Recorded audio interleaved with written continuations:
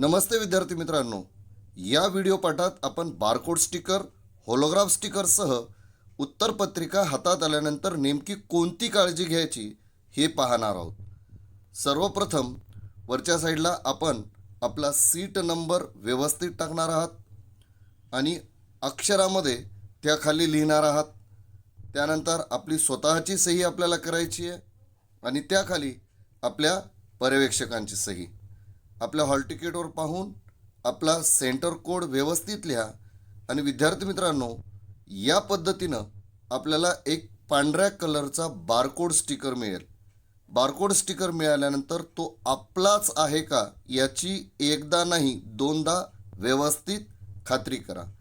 आणि पेपर संपायला येण्याच्या काही वेळ अगोदर आपल्याला काळ्या स्वरूपात असे होलोग्राफ स्टिकर मिळेल, ते व्यवस्थित चिटकून घ्या. त्यानंतर जे विद्यार्थी दिव्यांग आहेत त्यांच्यासाठी एक स्वतंत्र स्टिकर खाली येईल.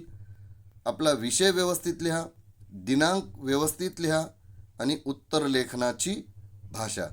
याशिवाय विद्यार्थी मित्रांनो, सर्वात महत्त्वाची, आपण पुरवणी घेतली असेल तर ती पुरवणीची संख्या लिहायला विसरायचं नाही.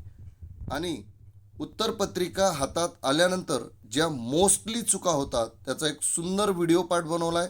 त्याची लिंक तुम्हाला खाली डिस्क्रिप्शन बॉक्समध्ये पाहायला मिळेल. डिस्क्रिप्शन बॉक्स वरच्या 3 डॉटला क्लिक करा, ओपन होईल आणि त्या ठिकाणी आपल्याला या सर्व व्हिडिओंची माहिती मिळेल.